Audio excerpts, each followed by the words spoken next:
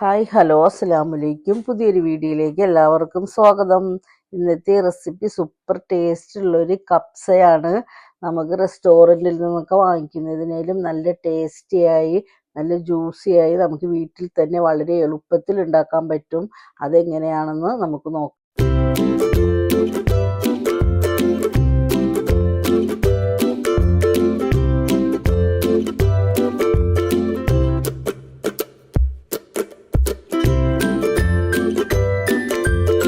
ായിട്ട് ഒരു 1.5 kilo chicken എടുത്തിട്ടുണ്ട്. അത് നല്ലതുപോലെ കഴുകി വെള്ളമെല്ലാം കളഞ്ഞതിന് ശേഷം അതിലേക്ക് 1/2 ടീസ്പൂൺ മഞ്ഞൾപ്പൊടിയും 1/2 ടീസ്പൂൺ ഉപ്പും ഒരു ചെറുനാരങ്ങയുടെ പകുതി നീരും കൂടെ ഒഴിച്ചിട്ട് അത് നല്ലതുപോലെ മിക്സ് ചെയ്തിട്ട് അവിടെ മാറ്റി വെക്കണം.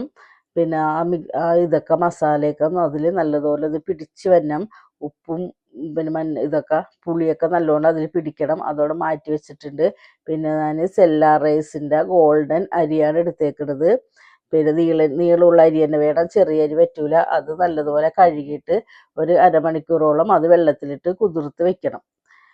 ഒരു പാൻ എടുത്തിട്ട് അതിലേക്ക് കുറച്ച് ഓയിൽ ഒഴിച്ചിട്ട് അതിലേക്ക് സ്പൈസസ് ഇട്ട് കൊടുത്തിട്ടുണ്ട്. പട്ട, ഗ്രാമ്പു, ഏലക്ക, കുറച്ച് ജീരകവും കൂടി ഇട്ട് ബേ ലീഫ് ഇട്ടിട്ട് അതൊന്ന് പൊട്ടി വരുമ്പം അതിലേക്ക് ഒരു 3 സവാള നേരിയതായി, ചെറിയ സവാളയുണ്ട്, വലിയ സവാളയെങ്കിൽ 2 എടുത്താൽ മതി. നല്ലതുപോലെ നേരിയതായി കട്ട് ചെയ്ത് അതും ഇട്ടൊന്ന് വഴറ്റി കൊടുക്കണേന്. നല്ലതുപോലെ ഒന്ന് വഴണ്ടൊന്നും വരേണ്ട ആവശ്യമില്ല. ഒരുവിധം ഒന്ന് വഴണ്ട് വന്നാൽ മതി. അപ്പോൾ ആ സമയത്ത് നമുക്കതിലേക്ക് മസാലകളൊക്കെ ഒന്ന് ഇട്ട് കൊടുക്കണം. അതിനായിട്ട് അതൊക്കെ ഒന്ന് സൈഡിലേക്ക് മാറ്റി വെച്ചിട്ട് 1/2 ടീസ്പൂൺ മഞ്ഞൾപ്പൊടിയും 1 ടീസ്പൂൺ മുളക് പൊടി, 1/2 ടീസ്പൂൺ കറി മസാല, ഈ കപ്സയുടെ മസാല വാങ്ങിക്കാനായിട്ട് കിട്ടും. അത് നമുക്ക് സൂപ്പർ മാർക്കറ്റിലൊക്കെ കിട്ടും. അത് ഇട്ട് കൊടുത്താൽ മതി. ഒരു 1/2 ടീസ്പൂണോളം അത് ഇട്ട് കൊടുക്കുക. മാഗി ക്യൂബാണ് ഇട്ട് കൊടുക്കണത്. അത് ഒരെണ്ണം എടുത്തിട്ടുണ്ട്. അത് നല്ലതുപോലെ ഒന്ന് പൊടിച്ചിട്ട് അതിലേക്ക് ഇട്ട് കൊടുത്ത് അതൊന്ന് മിക്സ് ചെയ്തെടുത്തിട്ട് എല്ലാം കൂടെ നല്ലതുപോലെ ഒന്ന് മിക്സ് ചെയ്തെടുക്കണം. ഈ ഓയിലിൽ കിടന്ന് തന്നെ ഒന്ന് നല്ലതുപോലെ മിക്സ് ആകണം. ഇത് നല്ല ടേസ്റ്റാണ്. ഇത് നമ്മൾ പുറത്തുനിന്നൊക്കെ വാങ്ങിക്കേണ്ട ആവശ്യമില്ല. നമുക്കിത് എളുപ്പത്തിൽ തന്നെ വീട്ടിലുണ്ടാക്കാൻ പറ്റും. നമുക്ക് ഇതിനെ ഫ്രൈ ചെയ്തൊന്നും സമയം കളയേണ്ട ആവശ്യമില്ല. ചിക്കനൊന്നും ഫ്രൈ ചെയ്യേണ്ട. അല്ലാതെ തന്നെ നമുക്ക് നല്ല ടേസ്റ്റി ആയിട്ട് ഇത് ഉണ്ടാക്കാൻ പറ്റും. അതിലേക്ക് ഒരു വലിയ തക്കാളി, 5 തക്കാളി എടുത്തിട്ടുണ്ട്. അതിൽ 2 തക്കാളി കട്ട് ചെയ്താണ് ഇതിലേക്ക് ഇട്ട് കൊടുത്തേക്കുന്നത്. ബാക്കി 3 തക്കാളി ജ്യൂസി ആക്കി എടുക്കണം. മിക്സിയിൽ ജാറിലിട്ട് ജ്യൂസായിട്ട് അടിച്ച് അവിടെ മാറ്റി വെച്ചിട്ടുണ്ട്. അതിലേക്ക് ആവശ്യമായ കുറച്ച് ഉപ്പും കൂടി ഇട്ട് കൊടുത്തിട്ട് എല്ലാം കൂടെ നല്ലപോലെ മിക്സ് ചെയ്ത് തക്കാളിയൊക്കെ ഒന്ന് വെന്ത് ഉടഞ്ഞ് വരണം. അതിനായിട്ട് കുറച്ച് നേരം ഒന്ന് മൂടി വെച്ചാൽ തക്കാളിയൊക്കെ പെട്ടെന്ന് വെന്ത് കിട്ടും.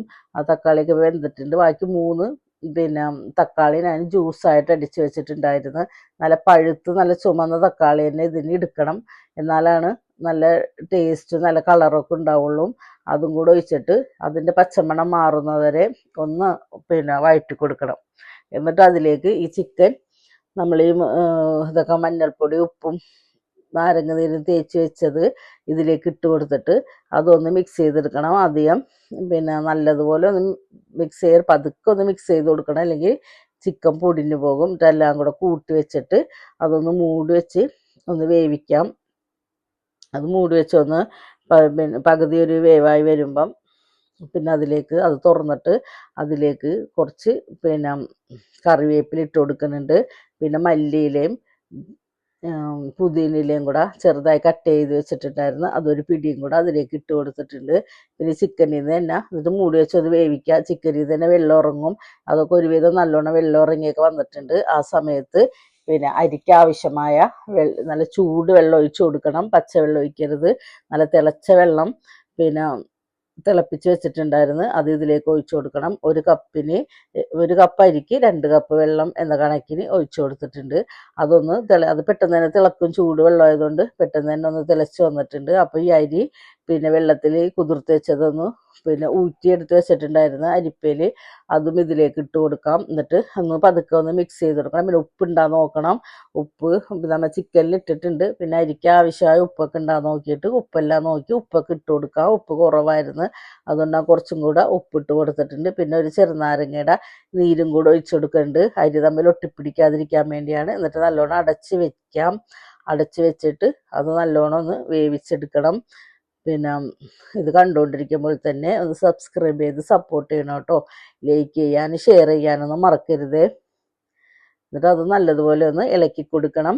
പിന്നെ പൊടിഞ്ഞു പോകരുത്, ചിക്കനൊക്കെ വെന്തതാണ്. അപ്പം അതുകൊണ്ട് പതുക്കെ ഇളക്കി കൊടുത്താൽ മതി.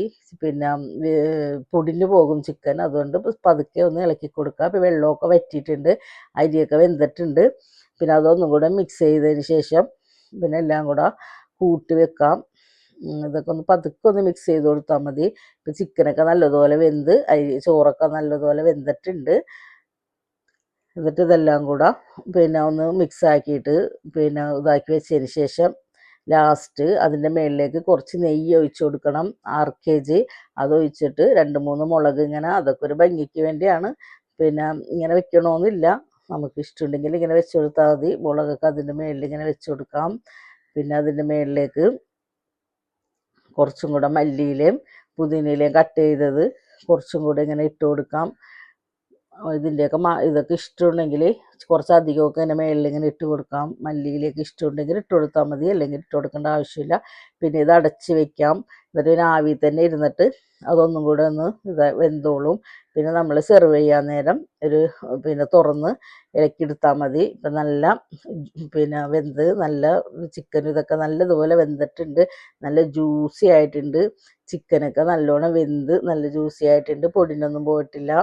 നല്ല ടേസ്റ്റാണ്. ഇത് നമ്മൾ പുറത്തൊന്നും പോയി കഴിക്കേണ്ട ആവശ്യമില്ല. നമ്മുടെ മക്കൾക്ക് നമുക്ക് വീട്ടിൽ തന്നെ എളുപ്പത്തിൽ ഉണ്ടാക്കി കൊടുക്കാം. നമ്മൾ വീട്ടിലൊരു ഗസ്റ്റൊക്കെ വന്നിട്ടുണ്ടെങ്കിൽ നമ്മൾ ബിരിയാണി വെക്കുന്നതിലും നല്ല എളുപ്പത്തിൽ പിന്നെ കപ്സയൊക്കെ ഉണ്ടാക്കിയെടുക്കാം.